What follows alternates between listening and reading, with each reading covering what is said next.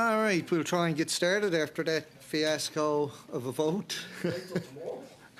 Yeah, well, we haven't got committee tomorrow, so I don't care how long it goes. But again, I apologise to the witnesses online and as well here in person for the delay, but it couldn't be helped. Technology don't always work the way it's supposed to, as we all know. I now call this meeting to order. Welcome to meeting number 94 of the House of Commons Standing Committee on Fisheries and Oceans. This meeting is taking place, of course, in a hybrid format pursuant to standing orders of June 23rd, 2022.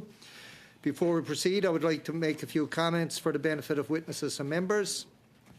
Please wait until I recognise you by name before speaking.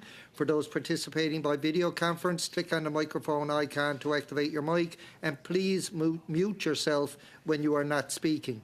Interpretation for those on Zoom, you have the choice at the bottom of your screen of either Floor, English or French. For those in the room, you can use the earpiece and select the desired channel.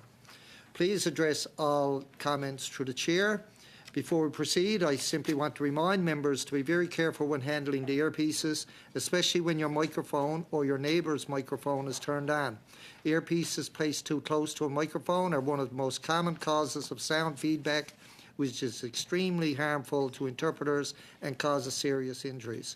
Pursuant to Standing Order 1082 and a motion adopted on January 18, 2022, the committee is resuming its study of illegal, unreported and unregulated fishing. I would now like to welcome our witnesses. We have on Zoom Mr. Greg Witzke, Executive Director of Fraser Salmon Management Council, and Murray Nedquilun-Sinton, Executive Director, Lower Fraser Fisheries Alliance, and representing Coastal Nation First Nations Great Bear Initiative, we have in person Mr. Trevor Russ, Director, Policy and Programme. Thank you for taking time to appear today. You will each have up to 5 minutes or less for an opening statement. I will start with Greg Witzke to begin, please. 5 minutes or less. Yeah, thank you, sir. And thank you again for the committee for inviting me to speak. I did back in 2020 as well. So, like I said, my name is Greg Witzke. I'm the Executive Director of Fraser Salmon Management Council. We're a mandated assembly of 76 First Nations in BC who work along with DFO to we're trying to create and support nation-to-nation government structures for management, governance, and conservation of all Fraser salmon. I also worked closely as a project director for the Big Bar landslide back in 2019 when that occurred, and funding from the government helped us do that. It's a success.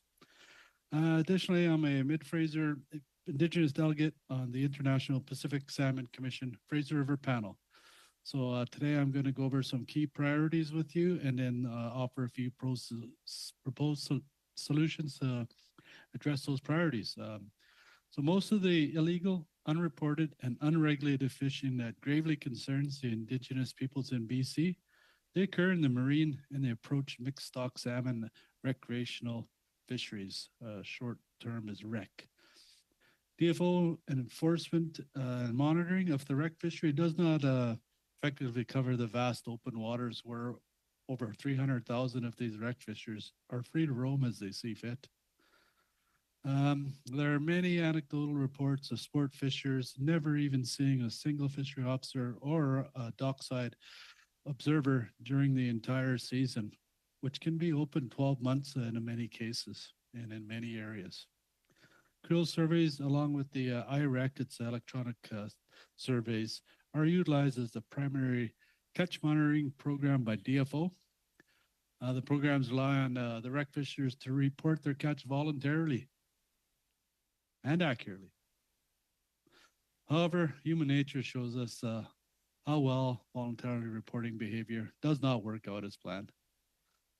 Fishing for the larger bodied salmon, along with the broader introduction of marked selective fisheries in recent years, this has meant that many small salmon or unmarked fish are disregarded, resulting in massive amounts of unreported mortalities. There are currently no regulations in place that limit the amount of Chinook that the REC fishers are allowed to catch and release. In recent years, that amount has significantly increased. Yet, the DFO insists upon giving increased access to REC fishers without having the appropriate technical data and monitoring activities needed to support those openings. So it brings the question, why would high-level DFO decision makers support this, knowing that most Pacific salmon stocks are steadily declining over the past 25 years? And we work closely and collaboratively with DFO, but our voice is getting lost when it gets to the federal level in Ottawa. So hopefully that will, my opinion will be viewed as an important step forward to help us, you know, seize these unreported, unregulated fisheries. So I do have some proposed solutions. Considering the enormous area of BC's Pacific coast and inability for DFO to effectively manage and monitor the fisheries, additional time and area closures are needed to conserve and protect endangered salmon populations from going extirpated. There should be outright closures, meaning no fishing for salmon in a lot of areas. So currently, DFO has allowed most areas to remain open to fish for salmon, but rec fishers are not allowed to keep the salmon, but they still harm them when they're released. Rec fishing activity in the main migration corridors of stocks subject to conservation concerns, it should be reduced and only allowed in certain coastal areas where their local wild stocks are strong, or there's some small hatcheries that can support it. And there must be adequate stock assessment programs within the main migration corridors to ensure any targeted harvest on these stocks, it's sustainable. Currently, South Coast inlet fjords populations, the data are limited, so we have really no idea what the population statuses are and if they can sustain any amount of targeted harvest. Doing this, it will allow for easier monitoring by fisheries officers if everybody's kind of more a little less crowded together in an inlet, and giving cost reductions for the rec fishery monitoring if the DFO can be in a place where the fishers are not spread out all along a vast expanse of ocean front. So I would say the length of times that the rec fisheries are open, it must be reduced. And for example, in the Washington state, the Chinook rec fisheries are limited to a few 2 or 3 openings at a time, days during the whole season. So they're not open without adequate enforcement either. They have the catch monitoring and test fishery data programs need to be in place in order to monitor those pockets of fisheries that occur during the whole season. Kind of like, thank you, Mr. Witzke. We're going to have to go on now to the next presenter for 5 minutes or less. So I'd ask Mr. Ned Coeed-Lutzington to go for 5 minutes or less, please. Good afternoon, Mr. Chair and everybody. Thank you for having me. My name is Murray Ned, Executive Director for the Lower Fraser Fisheries Alliance. My ancestral name is Clawsonton, and I'm a member of Samath First Nation. Our organization provides advocacy and technical support related to fish, fisheries, and fish habitat to 30 First Nations along the Lower Fraser River in British Columbia. In preparation for today, I inquired about the definition of illegal, unreported, and unregulated fisheries. What I got back was broad and general, so it seemed that the meaning of these terms is more a matter of interpretation rather than a formal legal definition. So I'll offer my interpretation through the lens of Articles 4, 5, 18, 19, and 26 of the United Nations Declaration on the Rights of Indigenous People. At the international scale, I've been a commissioner for the Pacific Salmon Commission since 2013. I was appointed by the Ministry of Fisheries and not my own nation or the First Nations of British Columbia. At that venue, my formal obligation is to Canada, not First Nations. The Integrated Fisheries Management Plan is the instrument used by the DFO in the Pacific region to manage salmon fisheries. First Nations are only recognized as advisors who can make recommendations, not decision makers. Similarly, the Pacific Salmon Treaty process doesn't recognize First Nations as representatives with authority over their own territories and resources. There are many examples in the past year of decisions made through these regimes that did not respect UNDRIP and our own Indigenous laws, and I'll share a few here. U.S. commercial pink fisheries intercepted Fraser-bound sockeye, while at the same time there was no Canadian commercial commercial total allowable catch or FSC due to conservation concerns. The U.S. initially retained sockeye, including stocks of concern, and then discarded dead or live sockeye in subsequent fisheries, compromising both conservation priorities and our own very First Nation priority access. License conditions for Lower Fraser First Nations targeting Chinook for FSC made it mandatory to discard all sockeye bycatch, dead or alive, even though there were provisions for some sockeye retention through DFO's low abundance exploitation rate modeling. Discarding and wasting fish is against the historic and current laws of our Lower Fraser First Nations. Another point, license conditions for Lower Fraser First Nations targeting Chinook for FSC made it mandatory to discard. Oh, I'm sorry, I read that one already. Another point, international Alaskan District 104 fisheries continue to intercept Fraser River sockeye, including stocks of concern. And these are all points given here. Fraser River Chinook stocks of concern were intercepted domestically in marine mixed stock recreational fisheries, while conservation of these stocks and overall FSC needs were unmet. Canadian commercial trawl fisheries intercepted Fraser River juvenile Chinook, including stocks of concerns. Countless salmon redds were damaged by recreational fisheries that allow hundreds of people access to tributaries of the Lower Fraser during critical salmon migration periods. Recreational catch and release fisheries resulted in significant Chinook and coho mortalities, the very same fish that we're trying to conserve for the Fraser River. Our nations acknowledge there are challenges with our members who may be involved in illegal, unreported, and unregulated fisheries as defined by Canada. But we also know that Canada's governance and management systems are not protecting salmon from much more significant impacts, even while regulating them. The reality is that DFO is the only body with the Canadian legal authority and capacity to enforce their own laws, many of which are inconsistent with our inherent laws and construed now as illegal, unreported, and unregulated. In closing, I invite you to review our Revitalizing Indigenous Law for Land, Air, and Water project to learn more about the legal traditions of the people of the Lower Fraser as it applies to watershed management and fisheries governance. I also invite you to partner on our Lower Fraser Center of Cooperation and Collaboration we are developing. It will be a venue for all levels of government, stakeholders, NGOs, academia, and industry to convene. Currently, all of these parties operate in silos, and we believe a central complex is needed to address the salmon crisis, climate change, and improved management of the Lower Fraser region and salmon in general.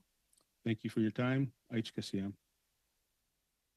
Thank you for that. We'll now go to Mr. Russ for 5 minutes or less, please. Thank you, Mr. Chair.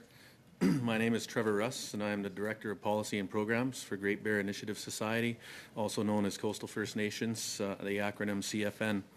I'm also a member of the Haida Nation and have been a fisherman my entire life. I have fished commercially in many federally regulated fisheries and continue to fish under my rights to provide food for my family, friends, and community. I'd like to take the chance to thank the committee for inviting me here to speak on the study of illegal, unreported, and unregulated fishing.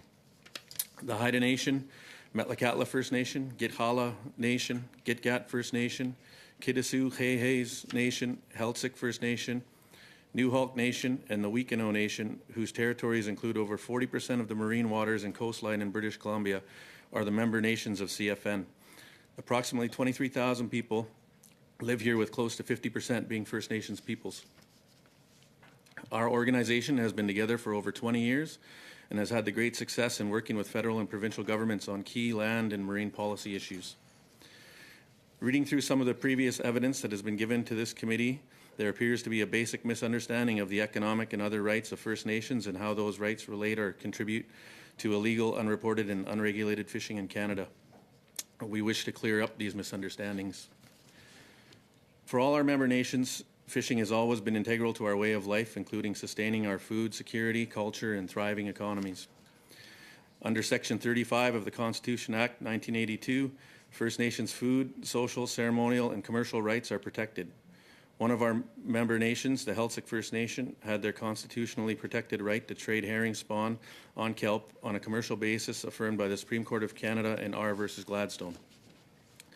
The United Nations Declaration on the Rights of Indigenous Peoples, which recognizes rights that constitute minimum standards for the survival, dignity, and well-being of the Indigenous peoples of the world, recognizes the inherent right of First Nations to own, use, develop, and control their lands, territories, and resources they possess, and imposes an obligation on Canada to give legal recognition and protection to those lands, territories, and resources with due respect to the customs, traditions, and land tenure systems of the First Nations concerned. As you're all aware, the United Nations Declaration on the Rights of Indigenous Peoples Act affirms the UN Declaration as a universal international human rights instrument with application in Canadian law, and requires that the federal government, in consultation and cooperation with Indigenous peoples, take all measures necessary to ensure that the laws of Canada are consistent with the UN Declaration. Against this backdrop, First Nations have shown time and time again that this is not the exercise of our inherent and Aboriginal rights is illegal. It is Canada's efforts to deny and suppress them. The notion that any fishery we undertake pursuant to and in accordance with our laws, legal systems, and systems of governance is illegal and unregulated, whether authorized under the laws of Canada or not, is demonstrably false. Our member nations have always governed ourselves, our territories, and our economic and other relations pursuant to and in accordance with our robust and complex laws, legal systems, and systems of governance. This has enabled our member nations to live prosperously and sustainably within our respective territories since time out of mind. Our member nations have always patrolled, monitored, and defended our territories against those individuals and entities, First Nations and non-First Nations, who violate our laws and seek to illegally exploit and profit from our territories and resources.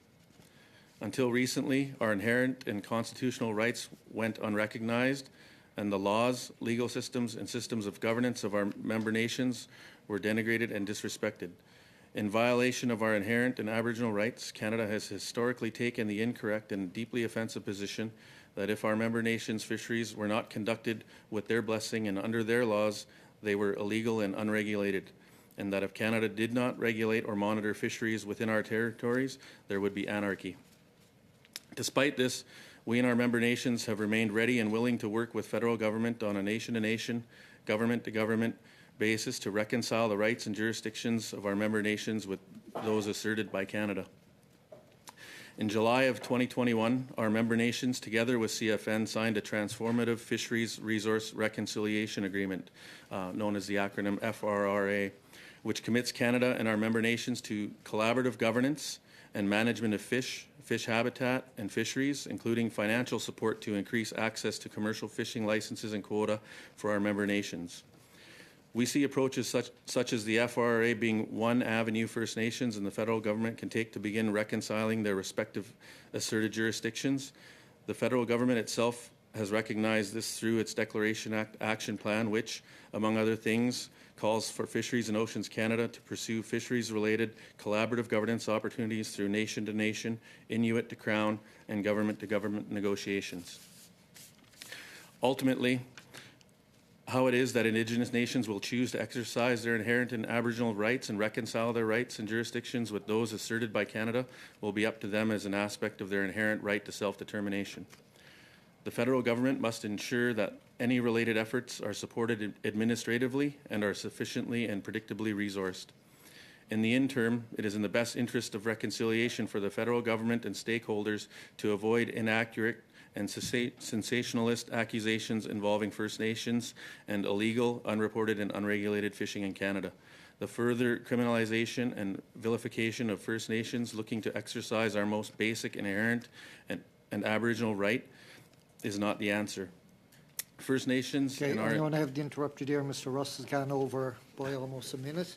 We'll now go to our rounds of questioning. Before we do that, I want to remind members that we have to leave some time at the end to approve some budgets to do some committee business.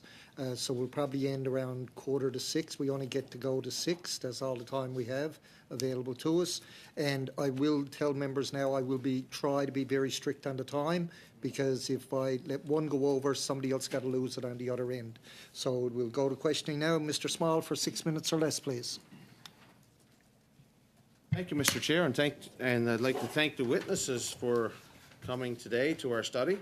My first question, Mr. Chair, is to Mr. Ned. Mr. Ned, your website states that DFO is failing salmon and the people who love and depend on them.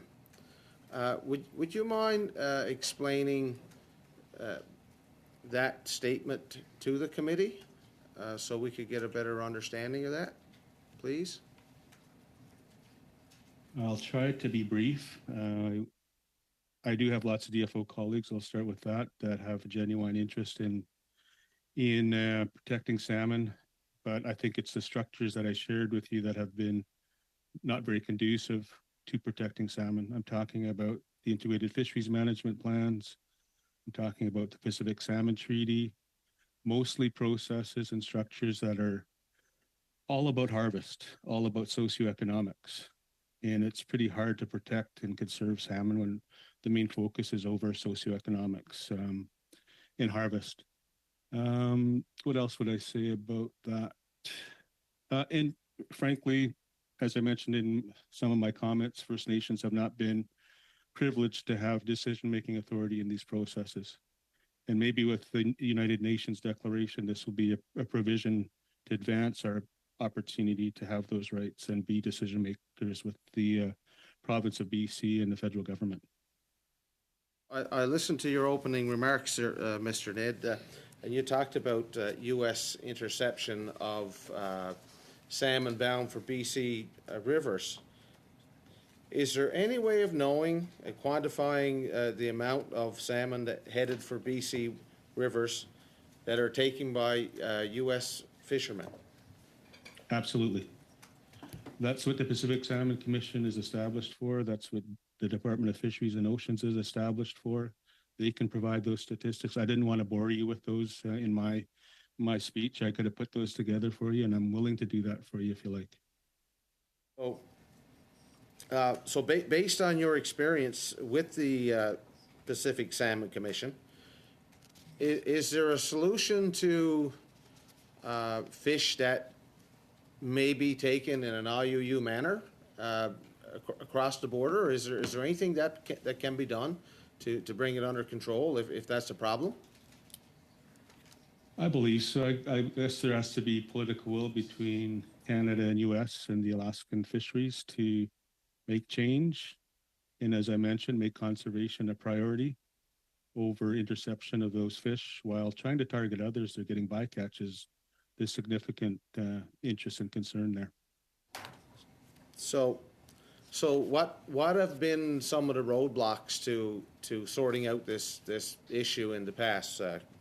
Would you be able to fill the committee in on some struggles that you faced with the Pacific Salmon Commission in ironing out these issues?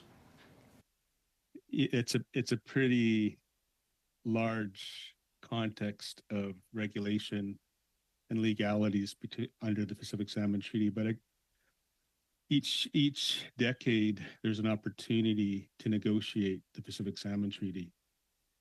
And because there's 5 or 6 chapters to be negotiated, the challenge is the trade-off between the chapters and the specific species. And unfortunately, there will likely always be a loser, and that loser will likely be salmon in most cases. So what I'm trying to tell you is there is opportunity, but it's very marginal in terms of being able to protect all of the 5 salmon species for Canada in the Pacific Salmon Treaty as part of those negotiations. There's always going to be a trade-off, unfortunately. And in your opinion, are British Columbia's First Nations adequately represented on the Pacific Salmon Foundation? No. Commission, sorry. No, currently there's approximately 30 First Nation participants. They're not all Aboriginal, but they do contribute to the Aboriginal interests. Frankly, they're funded about 185,000 annually for their operations to convene at 2 of the annual Pacific Salmon Commission meetings. So that in itself doesn't provide the capacity necessary for nations to participate effectively. And as I mentioned earlier, we're only obligated to meet Canada's interests at this time. We're only obligated to report to Canada. We don't have a formal method to engage with the 200 plus nations in the province of BC. Do we want to? Yes. We believe we have an obligation to do that. But currently under the regime that we are operating under now, there's not a provision for resourcing and there's not enough personnel to do that work. So before I finish off on my last question is also for you. Do you have a percentage of salmon of all 5 species that are destined for Canadian rivers or BC rivers or rivers in the nations that are taken by American fishermen by species?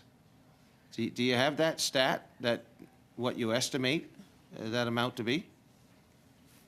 I can't articulate that with good clarity right now, but I'm certain we can do that work either with the Canadian caucus of the Pacific Salmon Commission or with the Department of Fisheries and Oceans.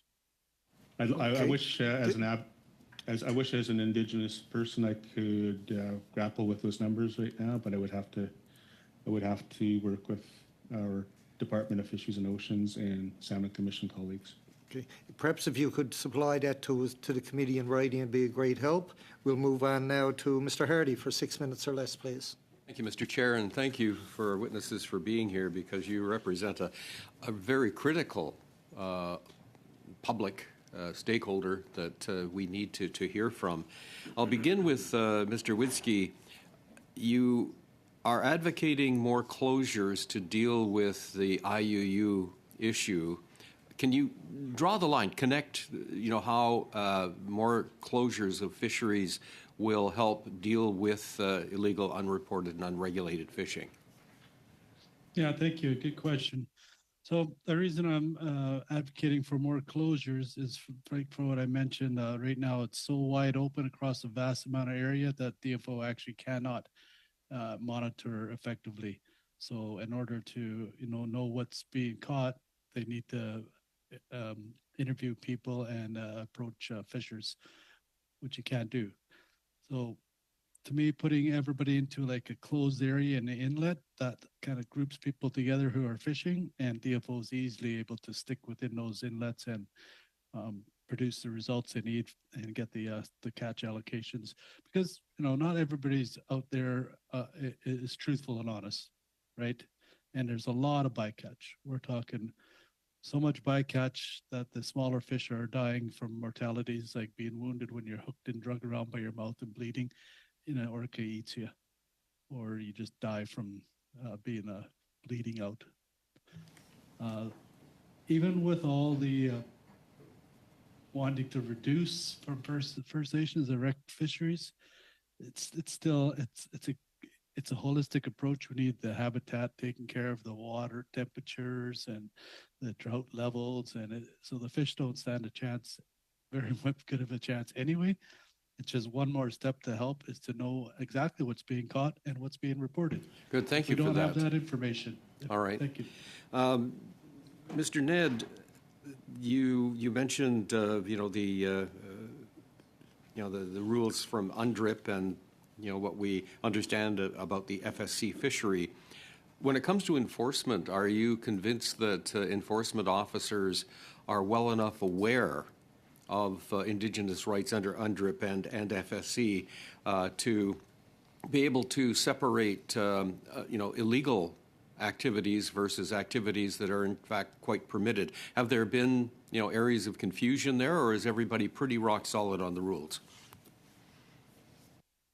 I think what you're asking is about whether or not Department of Fisheries and Oceans enforcement understands our inherent rights and obligations, and I would say no.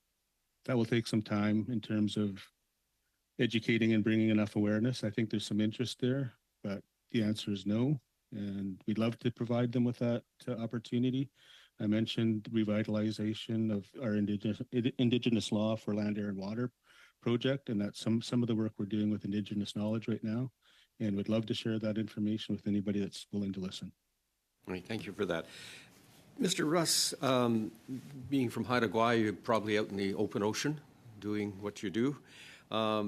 Wanted to talk about any observations you have of foreign fisheries coming in, you know, usually with the big factory ships that we hear about. What evidence have you seen that that kind of activity is happening that constitutes a pretty major illegal fishery? Thank you for your question.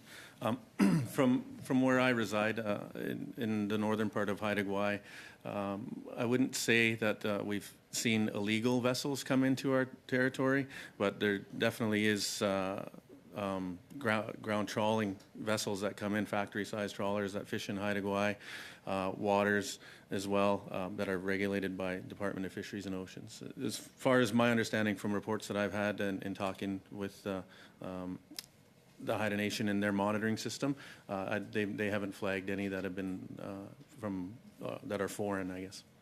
Okay, well, that's hopefully good to know, and hopefully that's an accurate picture of what's actually going on, or more importantly, what's not going on. Sticking with you, Mr. Russ, you know, we have the whole issue of the illegal, unreported, unregulated fishery, and I think we can all easily see that it could be on a collision course with, you know, with UNDRIP and FSC, you know, provisions for, you know, indigenous fisheries. And we've already had some references to destructive activities as a result of some of this. So are you comfortable that conservation is going to be maintained, observed, and respected, you know, within the, both the UNDRIP and the FSC fishery, or the UNDRIP rules and the FSC fishery? Are you quite confident that, you know, we're catching the right fish at the right time of the year for purposes of, you know, obviously protecting stocks and making sure that there's abundance off into the future? Thank you. That's a good question. I believe that as long as we continue to work together to ensure that there is a fair allocation, proper allocation to First Nations communities based on their right to access, and continue to work together in co-managing that access, that I believe that conservation is one of the top priorities, both from a First Nations perspective and what I believe the Crown's to be as well at the same time. So I think it's we're not there, but I think as we progress forward, similarly to the agreement that I mentioned under the FRA, although it doesn't address rights, it does address commercial access, that I believe that the path forward can show us working together, government to government, that we can make that priority. Until we get there. Thank you, Mr. Hardy. All right, You're thank you. going a little bit over. We'll now go to Madame Debienne for 6 minutes or less, please. Monsieur le Président. Thank you, Chair. I'd like to follow up with for our present witness here, Mr. Witzke.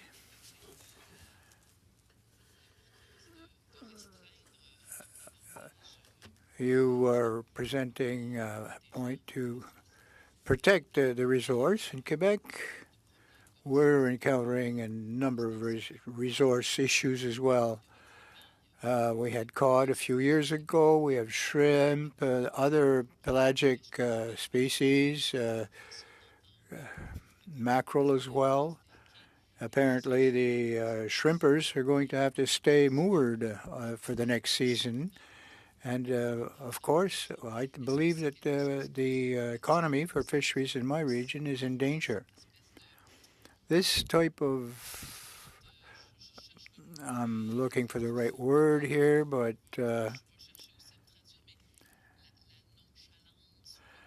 the nonchalance of the, or lack of reaction when the Department of Fisheries in the Gulf don't really respond very well. There's no active enforcement, if you will, and the resource is declining and depleting itself before any positive reaction comes into play. Do you find that the same thing on the Pacific Coast?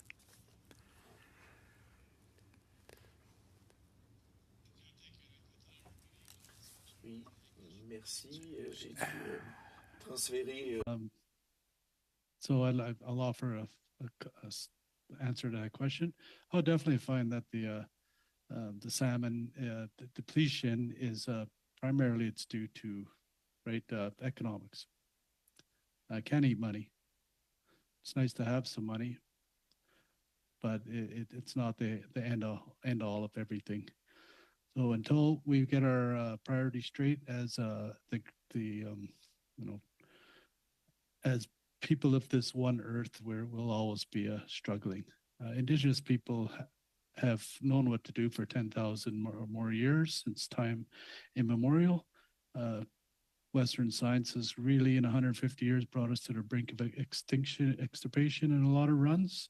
So let's give the Indigenous people their rightful chance to help bring back this resource, which is resilient. They can recover. We just need to give them the chance.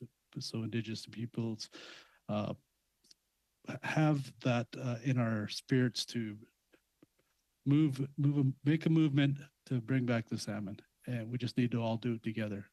One example for me would be to, have an observer who's Indigenous is sitting in the room when the sport fish or the commercial fish advisors are telling DFO what they think, so that we can counter what they're saying, because it's not always true and real of what is produced and brought forward to the decision makers.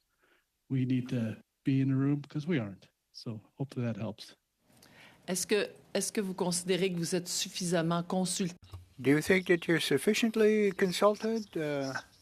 Are your observations and point of view respected and heard by the people across the table? Well, I'd like to think they are.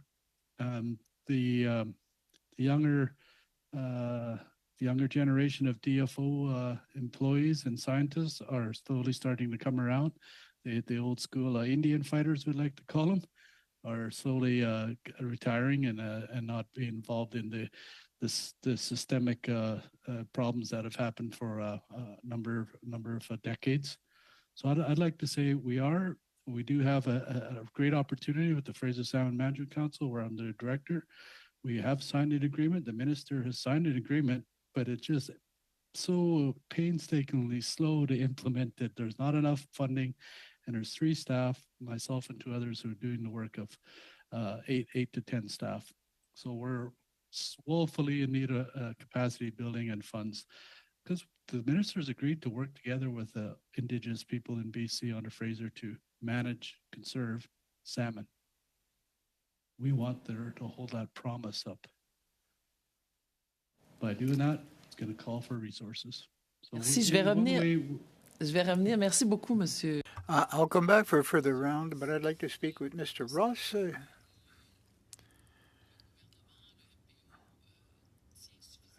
Do you think that the government or DFO takes into consideration your point of view, the solutions that might be putting forward to protect the resources?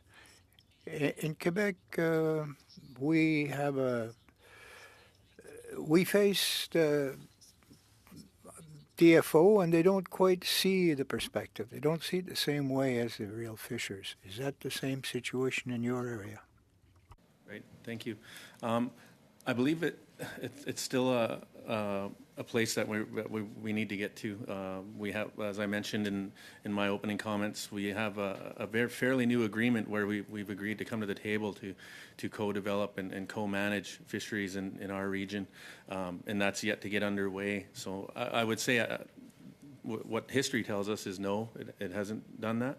But there is some optimism that going forward there is a good path that we're trying to lay out to continue to work together.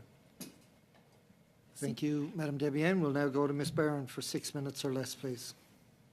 Thank you, Chair, and thank you to the witnesses, both virtual and in person. This is a really, really important part of this study, so I'm happy to have you all here. My questions for this round, if I have more than one, will be to Mr. Russ. Mr. Russ, the first question, I'm wondering if you can share with us a little bit about the Coastal Guardian Watchman program through the Coastal First Nations and how that's operated and how that might interconnect with what we're talking about. Right. Sure. So I think, yeah, I can give you a kind of a brief snapshot.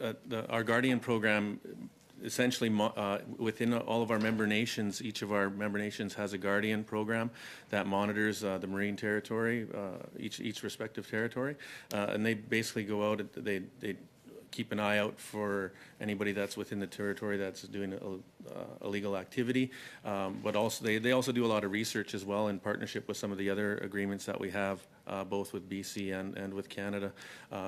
It's supported through our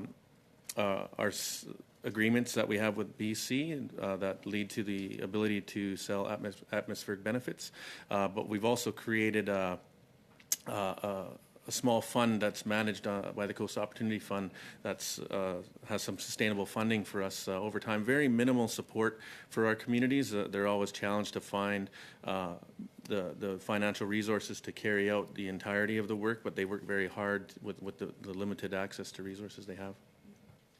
Thank you.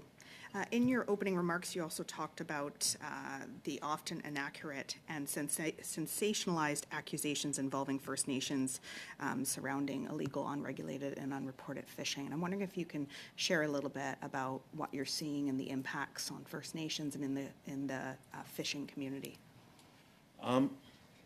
Firsthand, I guess, what I've seen, is that the enforcement in my area typically has a lot of focus around rights-based access and enforcing that more so than in other fisheries. I've firsthand witnessed individuals having their product confiscated, but then never gone through the court system. It kind of gets tossed aside fairly quickly afterwards. That's kind of some of the situations that we've seen, and I know it's been mentioned by previous speakers as well, that there's very little enforcement that's out there, reference to the sports sector as well. So yeah, I think that there is, just the focus on it, the rights-based fishery as being illegal activity is somewhat challenging. I believe the chair as well kind of mentioned a bit of that earlier. So it's a challenging piece. The educational piece, I think, is part of what needs to come. Thank you. And just to clarify, you were saying that there's fishers that are getting their catch confiscated with no follow-up around this being. Can you just clarify that a little bit more, please? So in the past, I've witnessed fishers that have been trying to make a moderate livelihood from their food social ceremonial harvest, have it confiscated by DFO officers with some charges allocated to them, but then it never goes through the court system afterwards. It typically gets thrown out. But in recent years, in working with our at least on Haida Gwaii, I can't speak for all the other communities. What I've witnessed in my own community is that there's more of a communal approach to it, where the officers that confiscate some of the fish turn around and work together with the Haida Nation to distribute that fish amongst the community as well, so it doesn't go to waste. And just to clarify, that process is happening or isn't happening, the communal redistribution? It does happen in Haida Gwaii, but I'm not sure about our other communities at this moment. Okay, thank you. You also mentioned in your opening comments around the fact that the federal government must ensure that any related efforts are supported administratively and are sufficient and predictably resourced. And I'm wondering if you can share a little bit more of your thoughts on that.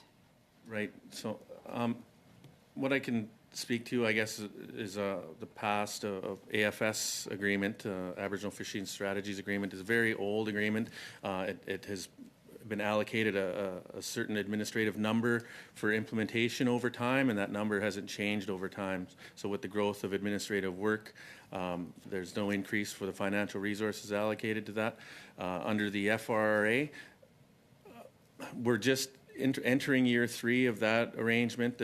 The work's still getting undergoing, but our staff are already starting to bring awareness to ourselves that there is some concern of being under-resourced to carry out the work that we've committed to under that arrangement. So in that agreement, there is a commitment to do a review after 3 years, and we're just trying to get the structures, the governance structures up and running so that we can proceed forward.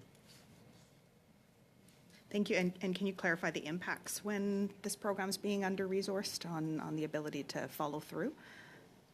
Yeah, it leaves us in a very difficult place to be able to carry out a lot of the work on the ground that our field officers are carrying out, and the office folks as well. Okay, thank you. It looks like I only have 10 seconds left, so I think instead of asking my big question, I'll just say thank you very much and hopefully get more after. Thank you. Okay, thank you, Ms. Barron. We'll now go to Mr. Arnold for 5 minutes or less, please. Thank you, Mr. Chair, and thank you to the witnesses for being here today. Mr. Ned, I'll start with you if I could. You mentioned during your opening that government management systems are not protecting salmon. Have you raised this concern with the department, DFO? And if you have, what was their response? We do it regularly. Thank you for the question. Through the integrated fisheries management plans, we submit papers upon papers and pages of recommendations to the integrated fisheries management plans, but they're rarely responded to effectively in terms of our interests to conserve and protect the fish, but also to access for food, social, and ceremonial and economic opportunities. So I would use that instrument as the main challenge in our way, in our ability to protect the fish and then have opportunities for harvest.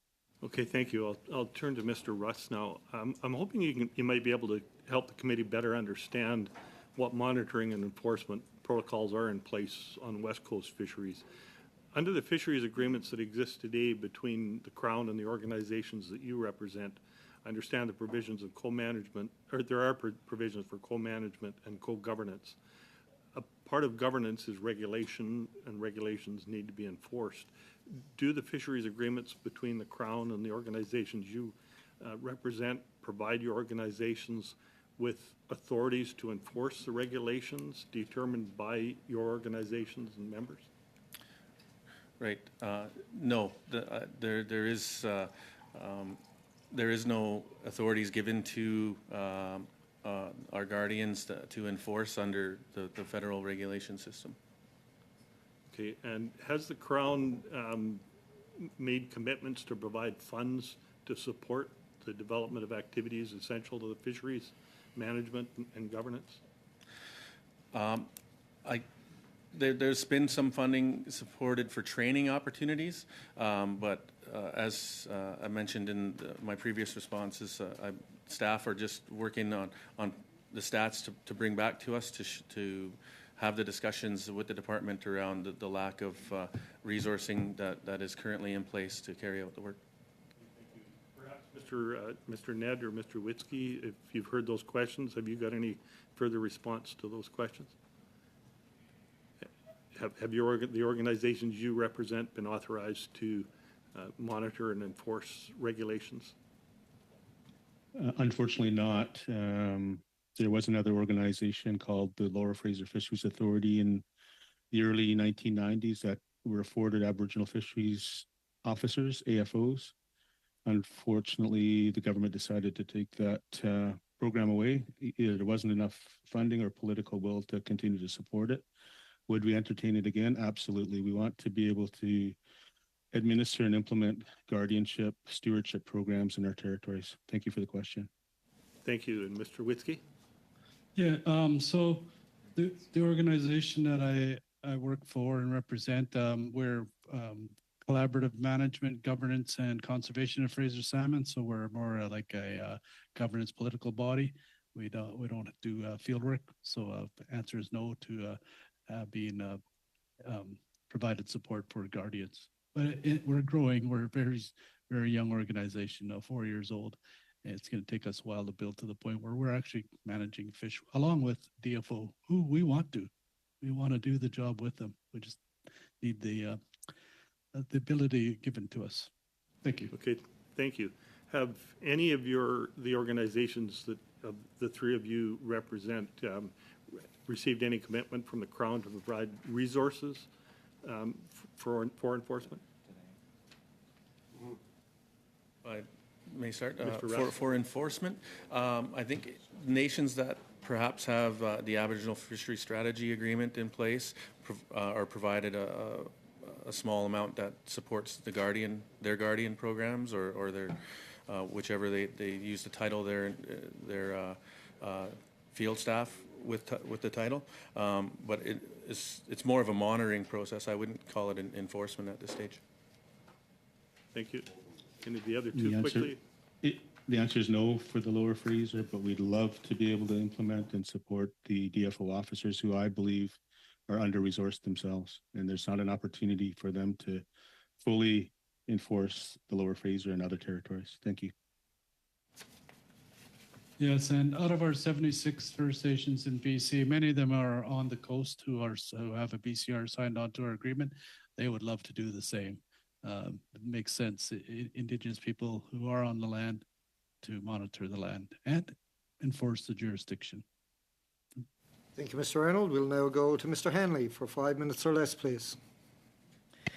Thanks, first of all, to all three of you for being here. And I think, Mr. Witzke, I'd like to begin with you about the Fraser Salmon Management Council. The way that you describe it, I think, is that this agreement, I think, called an historic agreement with DFO to put you at the decision-making table is a good concept, but the implementation is slow.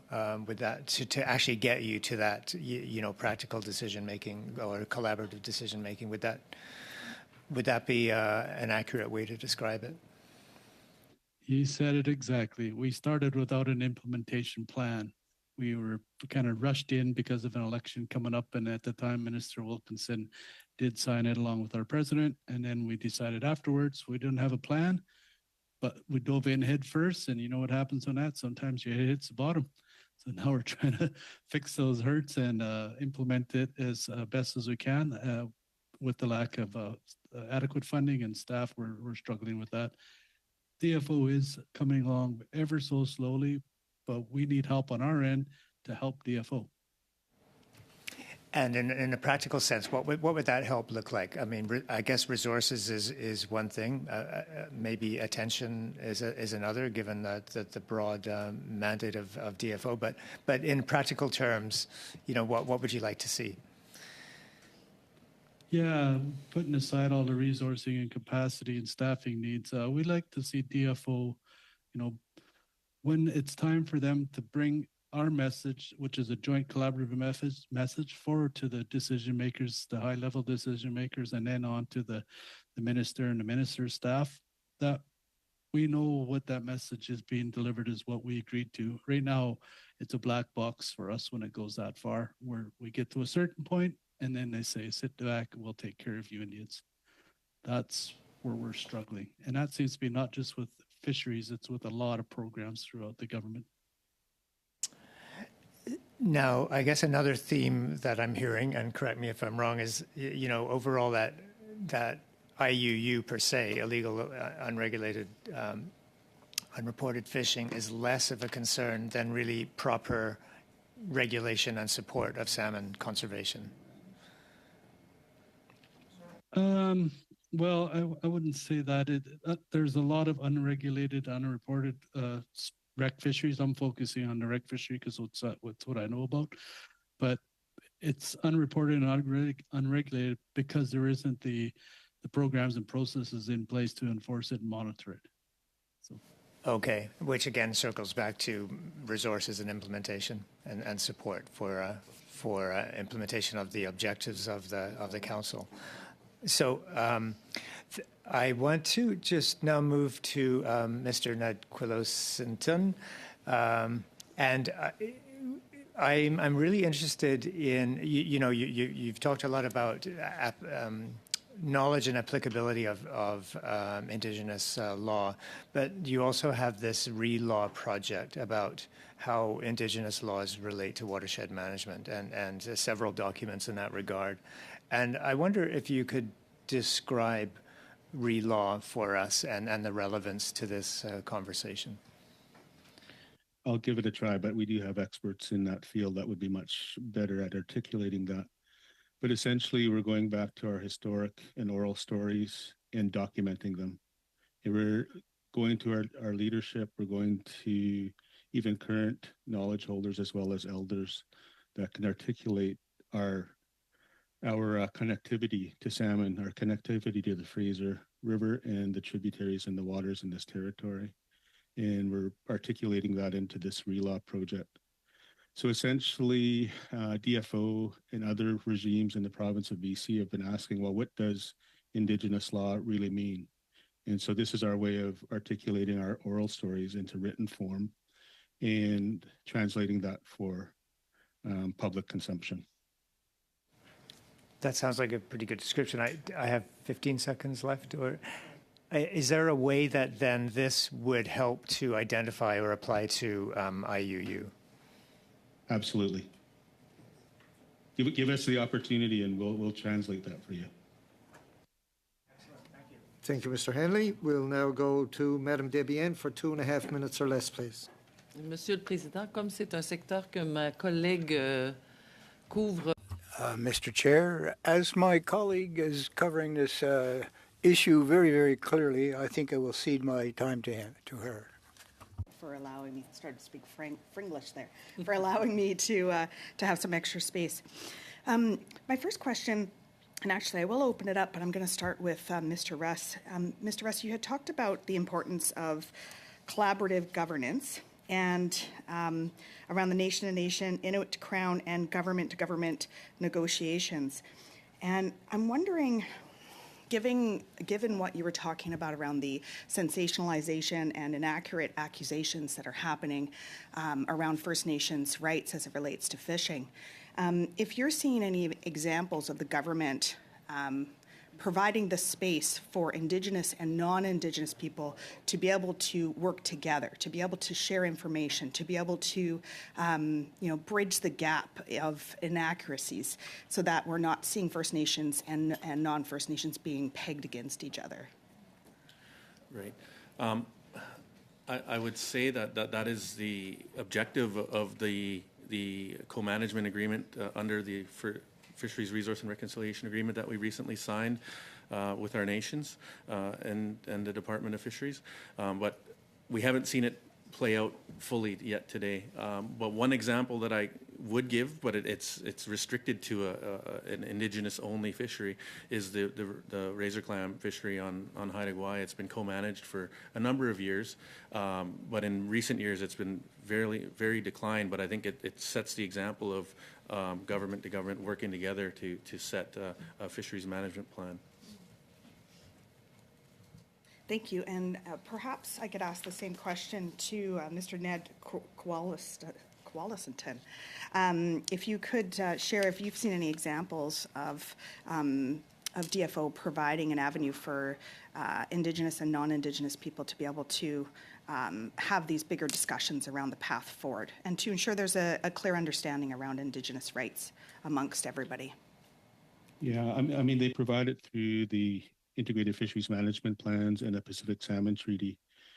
But it has always provided challenges, mostly because First Nations, as I mentioned in my opening comments, are considered advisors with the stakeholders versus decision makers. And so in those general terms, we're only, as First Nations, making recommendations to either the minister or those that are at the Pacific Salmon Commission and the Pacific Salmon Treaty. So there's a format for it, but it's not very conducive to government relationships that First Nations aspire to. And then I will just finish by, even though that's not happening in the Lower Fraser, what we've decided to do is take government out of the process, and we've established what's called the Lower Fraser Collaborative Table with 24 of our First Nations, 7 recreational agencies, in the Area E commercial fishery. And we've established a relationship, mostly out of crisis and the fact that we are managing what's left and there's a need to work together. And so we've taken government out of the equation. We've established a table. The challenging thing is we don't have the resources from government to keep the table going, but hopefully one day. Thank you. Maybe I'll just continue down that for a moment, because what I'm trying to understand is what's the path forward to reduce the amount of, we're seeing a lot of information being shared that's not factual, or a lack of understanding around First Nations constitutional rights and so on. And so do you have any insights around what might be a good way to be able to have all those that are heavily invested in our fisheries to be able to work together on the same page to understand First Nation rights and rather than having these animosities and we're seeing acts of racism as a result? Any thoughts on how we can move forward? If I could share a model that is in my mind in the Lower Fraser First Nations, it would be government to government to government relations, but with the provision that there's still opportunity for stakeholders as advisors to that table and technical table with Western science and Indigenous knowledge. And so in my mind, in our minds in the nations, we have it ready to go. What we would just need UNDRIP and reconciliation as part of that implementation. And I mentioned earlier, as stakeholders and First Nations are always going to be competing unless we can get into the same room. And that's the interest in the Lower Fraser having a center for collaboration and cooperation that deals with all things Lower Fraser First Nations, with all the parties able to join in that venue to deal with the salmon crisis that we have. I'm probably taking some of Greg's time, so I'll maybe stop there. Sorry. Thank you, Ms. Barron. We'll now go to Mr. Perkins for 5 minutes or less, please. Thank you, Mr. Chair, and thank you, witnesses, for coming. It's an important study. I appreciate your contribution. I'm from the East Coast, so forgive me if I'm not as fully knowledgeable about all the agreements that you have in BC.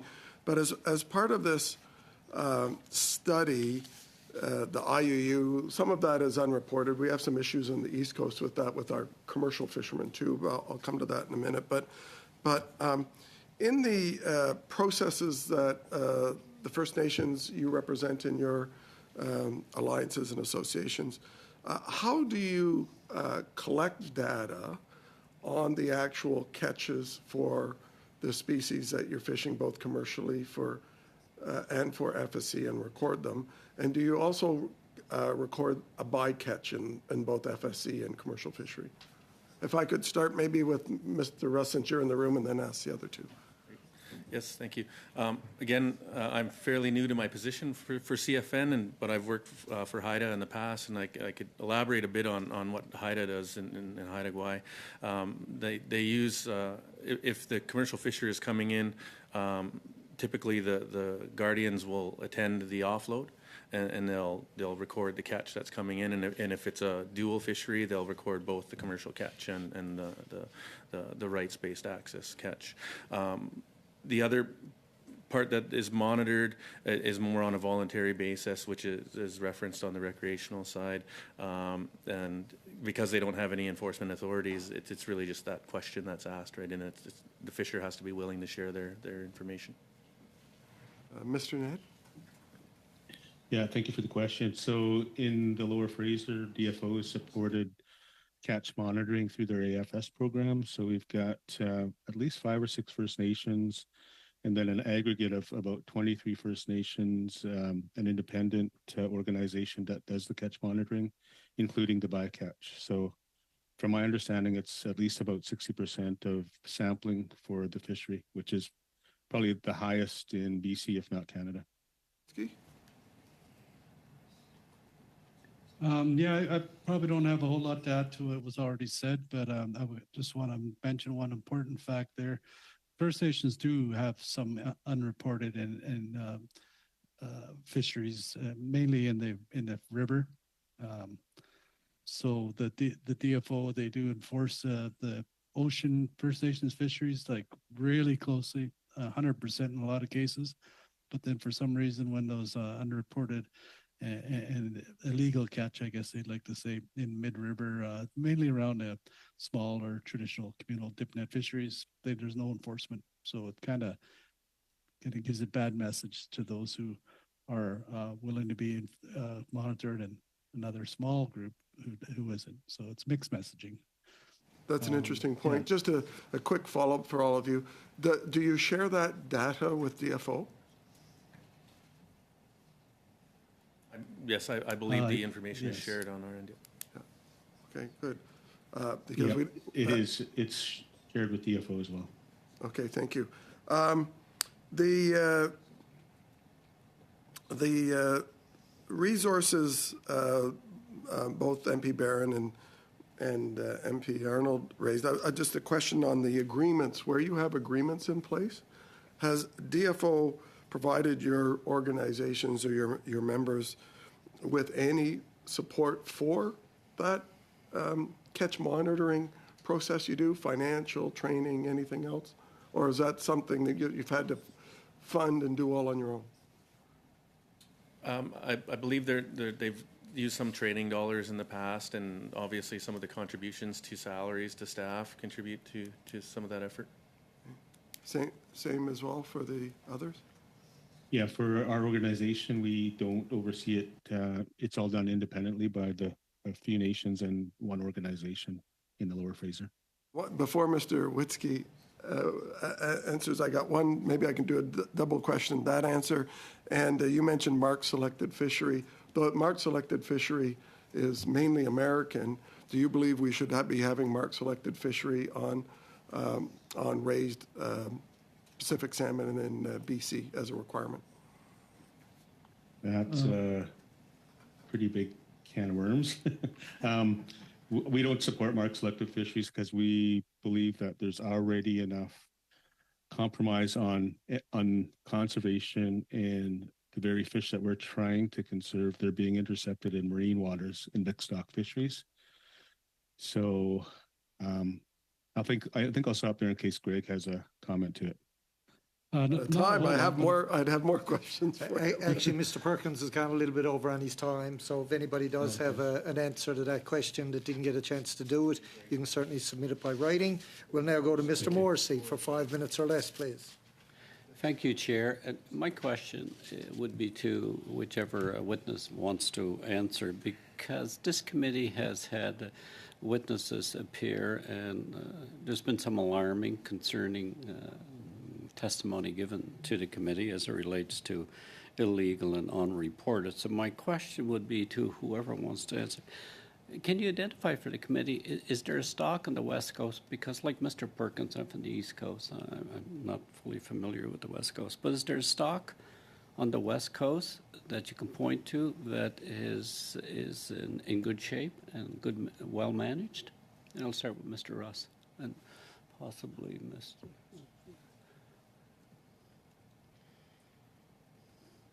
Okay, it's taking a really long time, so that tells me there's not a lot. My follow-up question would be, is the Department of Fisheries and Oceans putting too much resources into protection and management and conservation? Too much, I said. So you're asking, is the department putting too much resources into protection and enforcement? Yeah, and it's a sincere question because I have a follow-up. Right. Yeah, that's almost feels a bit loaded on. Well, actually, nobody's jumped at the answer. But why I posed the question, because our government has put a lot of resources into DFO, and we're constantly being criticized as spending too much money. Right. But yet, if I look at, and I go back to your comment, the stocks in Canada are under pressure in most places. We've had years and years of cutbacks in DFO on science and in the area of conservation. And are we, excuse the term, but are we reaping that harvest today? Because if I look at the demographics of fisheries and the data, it's coming down. That relates to my question. Can you point to a resource that is abundant, well managed, and thriving, where there is no illegal or unreported activity occurring? Fair. Fair. It's fair. Yeah. I'm happy to try and. Oh, Okay. sorry. I'm going to run out of time before I get an answer, and I'm really my questions are sincere and genuine, because on one hand, everybody that has appeared before the committee is saying the department doesn't have enough resources. It's not putting enough in protection and conservation, and I'm adding some commonality to the positions given, but that's the basis. I would rebuttal with a question back, Mr. Chair, that are the resources being directed in the right way, and is the approach to management being addressed in the proper way? And that's why I want. So, are they? Do you have advice for this committee on where the department's resources are not properly allocated and could be moved in areas? I wouldn't say I'd have advice on how to allocate the dollars to your managed programs. No, I said resources. Or manpower. Or the resources. I wouldn't say that, but what I would say is, as I mentioned in my opening comments around the opportunity to co-management, and I believe some of my colleagues that are online reference traditional knowledge, and I think if we try to bring more traditional knowledge from people that have survived in these territories off of these resources, and I'll try to bring some alignment between that and the approach to DFO management currently, then perhaps there may be some success going forward into the future. Is there a specific success you can point to and give to this committee where acquired First Nation knowledge and that management tool has been put in effect that has a fishery that's sustainable and successful? Not currently in any of my areas. Perhaps some of my colleagues may have something different.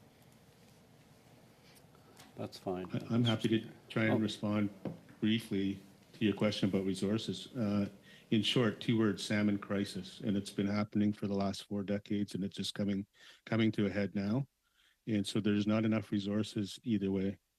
And I think devolution, decentralization to First Nations is the way to go, because you have to get down to the nation and the regional scale to make this money effective. I can point to a success. So there's one large stock of Chinook salmon that many people on the coast depend on. It's the summer 4-1 Chinook that spawned in my neighborhood in the South Thompson Shuswap River. It's a record number came back this year.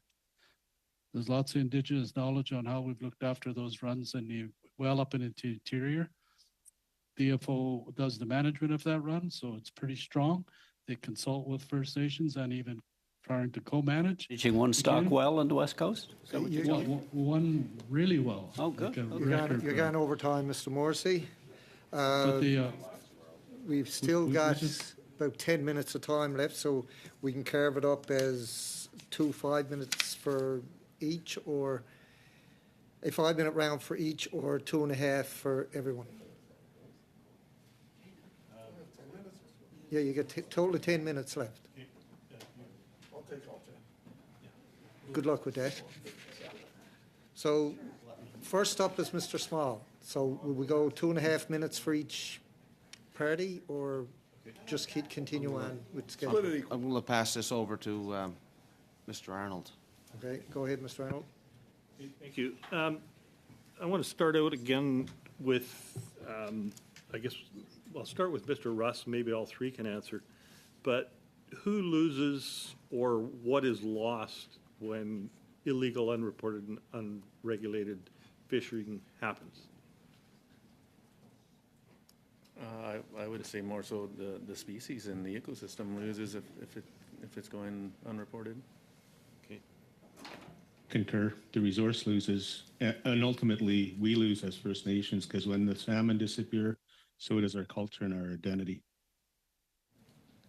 I agree with both of that. And also human nature loses because we try to be truthful people in our lives and our spirits. Okay. Thank you for all of that. And who would benefit and what would benefit the most if we were able to restore the stocks to the plentiful numbers that they were? If we can do the same circuit, if you like, Mr. Russ. Sure, I think everybody benefits, and as my colleagues have mentioned, the communities that have relied on these resources for, since time immemorial, definitely. Yeah, similar answer. It's all about the ecosystem and the beings that rely on salmon and our water. And that's first and foremost for me.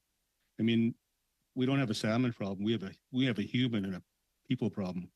If we disappeared from Earth today, I think the fish would be fine.